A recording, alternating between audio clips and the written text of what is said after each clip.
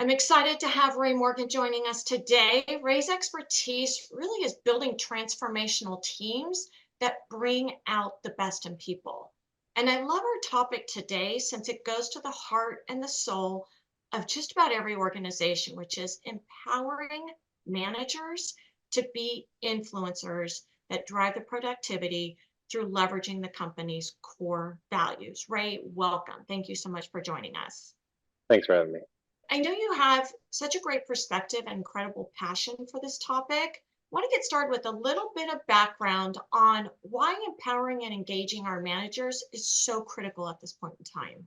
I think what we learned in the Great Resignation is we had 50 million people in the US drop out of the workforce. And the top three reasons were, toxic work culture, uh, not being empowered or engaged, and then also not being acknowledged. And so I think people have spoken, which is that they want to work for something that's more meaningful and purposeful for them. Um, and in my career, I could tell you that when I started, really started growing and understanding more of the business, I was on Semiconductor, and I didn't realize it at the time, but we collectively had a growth mindset where we were feeding information off of each other, setting goals, and then working together so that it was like concatenated throughout the process. I didn't realize how valuable that was until I joined a new company, Texas Instruments, and anytime a leadership team meeting was had, it was always met with all this, yelling, finger pointing, and people were scared. People were not sharing information. So the silos were going up, the collaboration was going down. And it was my first real look at the value of culture. I listened to a speaker recently who talked about that. You mentioned collaboration, and the team wants to get together to figure out what is the goal and how they're going to get there, and they want to have purpose. And the speaker was on Gen Z and that next workforce that we're seeing, and kind of the impact that we're having. What are you seeing out there as companies are preparing for that and helping them figure out what is our purpose here? What's the mission? Yeah, I've read a lot of articles, heard a lot of podcasts. They want to be a part of something that's bigger than themselves. They want to be engaged, and not engaged in a way of, I told you what to do, now go do it. Is they want to understand, well, what is their meaning or purpose behind that mission? And so something that I saw, again, continuing with my journey, is when I was at Vico, we took this Dennison survey, which is a way to measure the, cultural impact, and really it's organizational trust. Um, Google would call it psychological safety through their Project Apollo in 2014, where they went to discover what makes the best teams. And it wasn't diversity. It wasn't even about what is the most talented folks in your organization. It was about having psychological safety or trust. And so when they did that survey, our trust scores were very low, industry low. And Vico put together a culture team, which I got to be a part of. And we really looked through the lens of what is the mission, vision, and strategy, and then what are the right values or core values to go with that. And so we helped to usher in the new core values, and we watched those Dennison survey scores go from industry low to industry high. And really, it was the work of connecting the mission, vision, and strategy through culture. You've had a lot of varying experiences. You said, look, I've been in the toxic and I've been in one where we've been able to build it. You've become such a proponent now where any organization you go into, you can move the needle on it through empowering, engaging the managers. What experience, what was the game changer in your career to say this is the path? I started as an engineer, and then I moved my way into marketing. And so I understood that, really it's about getting everyone to follow a very organized and meaningful market strategy, right? But how do you get everyone to do that? So during my time, I've really been like learning from these great leaders ahead of me, but then I kind of put it all together with, two main authors. One is Kevin Oates, who created Culture Renovation. And in Culture Renovation, he has these 18 steps for, listening to your culture, starting to be receptive to all that information, and then putting together a team to be responsive to that information, and then, continuous growth throughout the process. Then there's another author, Bill Gruber, who put together the Leadership Blueprint. And this is really just like a step-by-step, hey, build your mission, vision, strategy, and then follow on with, a culture that's going to align to this.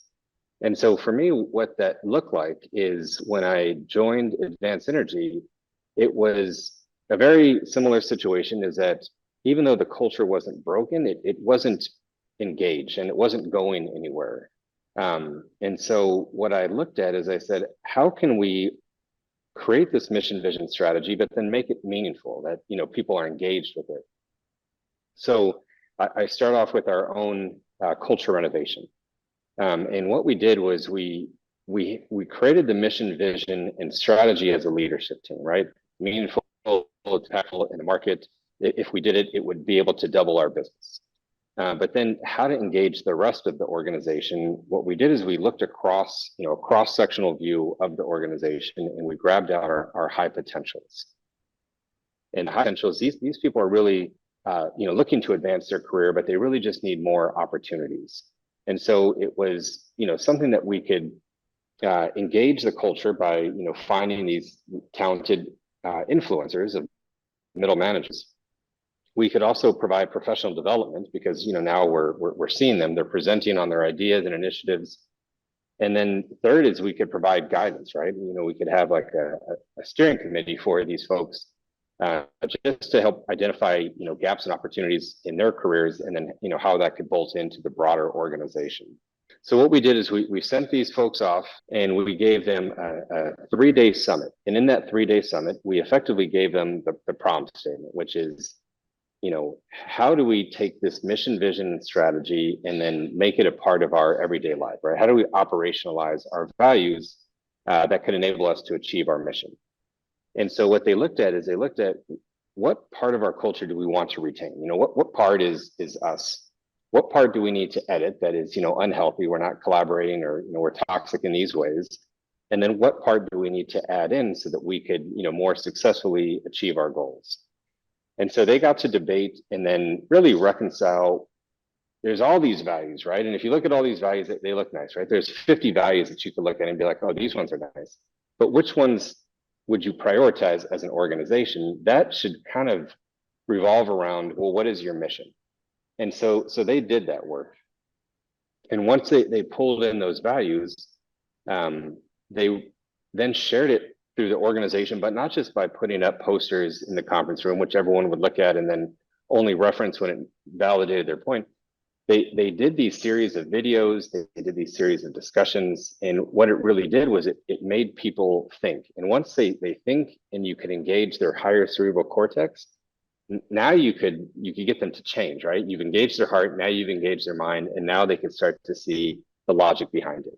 We've seen a lot of that in when they're the ones creating it, or it's their idea, they've got the ideas on how do we not just go out and communicate it, but how do we live it, and giving them the bandwidth to create the videos, to create the messaging. Because when top leadership goes around and does a road show and then they come back, it's like, all right, our core values are out there, we've done the road show, look at this wonderful PowerPoint presentation, but then no one remembers a word of it. You are now engaging your management as what I would say card-carrying members of core values.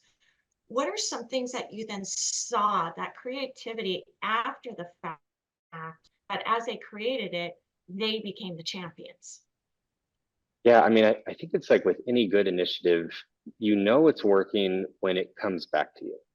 And, for me, I look at this thing as at the top of the organization, I could only push so much.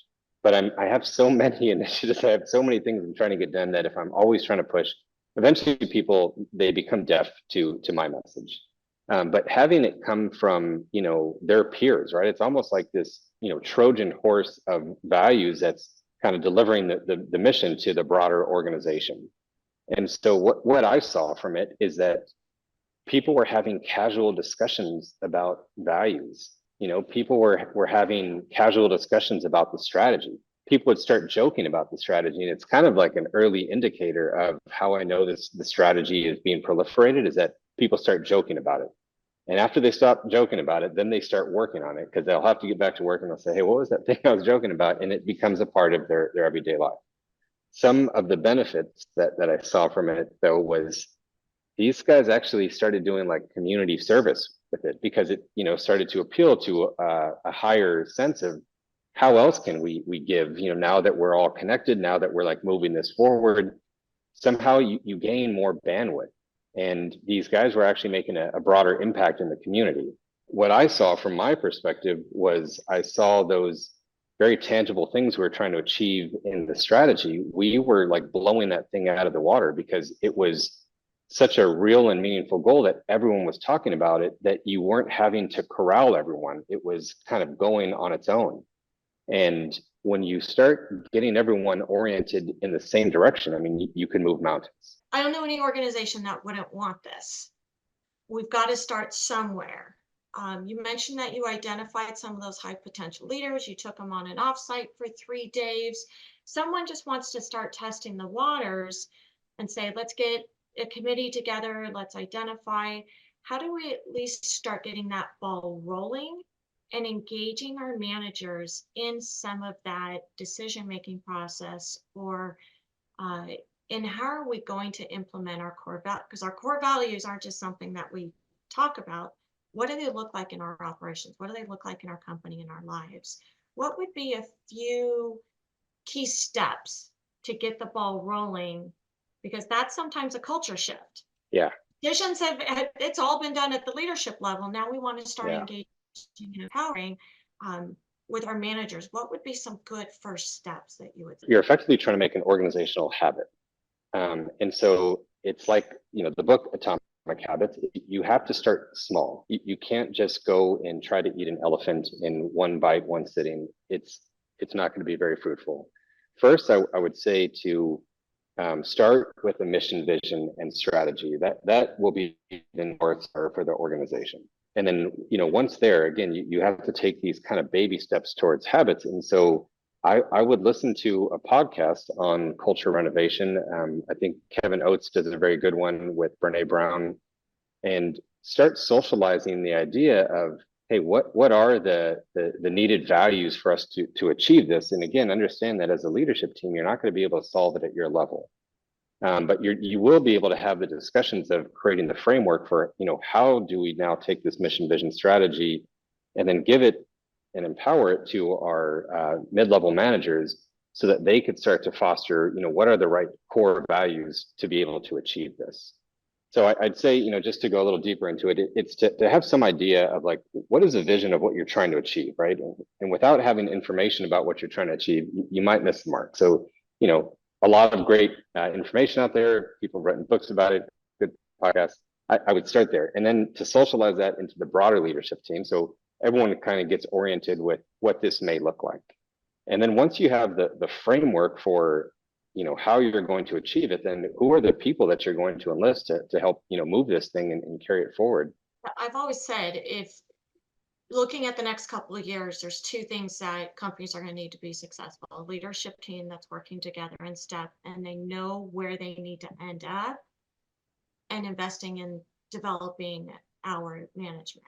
It's that, every team has a team that has a team. As you look at engaging them and investing in them, what do some of those conversations look like? Because this might be the first time that they've ever been asked a question, and they might be a little fearful on that. What's some of that messaging along with those questions so that they don't feel they're being cornered, or especially if they're new and they're coming from toxic cultures? It's funny because as I'm even approaching people for this, I could already feel that they're like, what does he want? I mean, again, it's just this undercurrent that's in a lot of these organizations is, as the fear goes up, the control goes up, and then, the collaboration goes down, the trust goes down. And so really what I do is I'm already having one-on-ones with my organization. And then as, I go deeper into the organization, then I'm still having, skip level one-on-ones. And I start to engage them in a conversation about, hey, what's good with our organization? What would you change with the organization, just to start to get them to engage, their higher mind. And once I could start to see, at least from the high potentials, that they don't just have like an interest in this thing, they want to move something forward. So now I could feel that there's certain people that are pliable, And so I just start loading them up with different topics, maybe different podcasts, and then they start to regurgitate it, but in their own words. And then I kind of know that I have some indicators that this is a person who would want to be on the culture team. And look, you just mentioned culture team. Yes. What does that look like? Okay, so a culture team. So that, you know, this group of mid-level managers that you're working to empower, you know, you need to put a team around that, right? A team of their peers that they could talk and discuss, you know, the nature of values of culture when it's done right, when it's not done right. And so when we put together, you know, this group of people, we put them under the moniker of culture team. And they were the ambassadors of ushering in these new values. So not only did they create them, but they also are ushering them in. And as they're ushering them in, they're also discussing the mission, right? What would it look like if we were all going in the same direction? What would it look like if we collaborate on this thing rather than you guys go in your corner, we go in our corner? And so it just starts to foster this kind of collective groupthink of, hey, what could we be?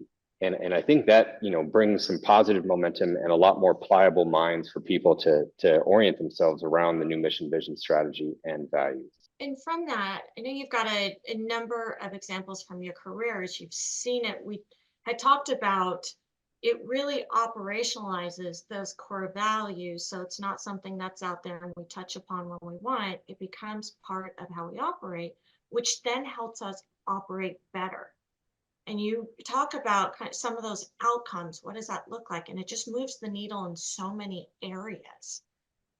What have you seen as some of those, I want to say results or outcomes of, you actually do start to see it in the numbers, not just Yeah. lower turnover, not just everyone looks like they're enjoying being at work. They're not looking the other way when you walk, someone in leadership walks down the aisle, but you're seeing it in the numbers as well.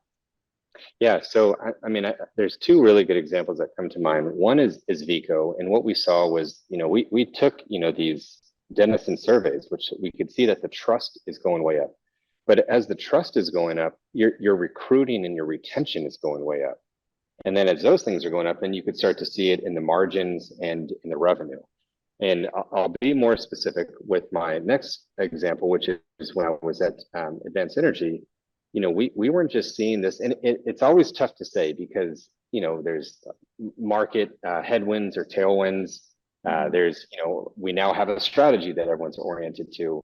But what I could just say that happened concurrently, and whether it's, you know, causation or correlation, is that we doubled our revenue. You know, we improved our margin by over 12 points of gross margin, which is, you know, pretty incredible. You rarely get an opportunity to do that. And then our operational efficiency, you know, we doubled the amount of capacity that was going through our bay doors. And, you know, it's still the same space. And so really what it was just the efficiency of people working together and solving these little problems that add up to big results. When they were solving those problems together, did they have a weekly forum, a meeting? Was it on the fly? I always get a lot of questions from CEOs saying, how do I organize them? How do I organize to get people together to, we talk about being the solution, not just coming up with a problem, to where they start to do it innately in what they do. How do you bring that part of the culture to empowering people to solve, even if it's not a big problem, they know there's a better way? I think as a top leader, you know, your role really is to create the right frameworks and environment for people to thrive. And so the environment is really the culture, right? It's the organizational trust. The frameworks are, you know, for people to solve, let's say, you know, little problems or whatever, is that you give them some framework that is transferable. It's not going to be so complex that it requires a PhD to implement. It's something that could be quick and, you know, they could do it. But what I'll say even more broadly is that people will figure out a way. You know, if they're engaged and they want to move the needle, they want to push together a solution, they've identified the right problem, they'll find a way of, you know, how they meet. Is that a daily? Is that twice a day? Is that once a week? You know, based upon the severity of the issue. I think really as a leadership team or person is, how do you engage your folks? And that's really, you know, the whole basis of culture. And I imagine that they would have opinion on, and they might even be able to have some input to decide how are we going to do that and what works for our schedules, our culture, and the people we have on the team. And we've covered a lot of the area here. I always like to look at some of the biggest lessons learned or takeaways that if you were to sit down with the CEO and give him a couple of pieces of advice and say, here's some of the next steps, or here's where to start, what are some actionable tips? Yeah, I mean, again, that's also very broad. Let me see if I could try and distill it. So I think actionable steps is understanding the value of culture, right? There's several pieces of literature, podcasts that are out there on, what makes a good culture, what makes a bad culture. Um, Actually, something that I looked at as inspiration for creating this culture team was the 1980s hockey team in Lake Placid. It's a classic example of what happens when you get culture right, which is miracles. And so these guys went on to beat the Soviets, which had won for the last 40 years in terms of Olympic Games.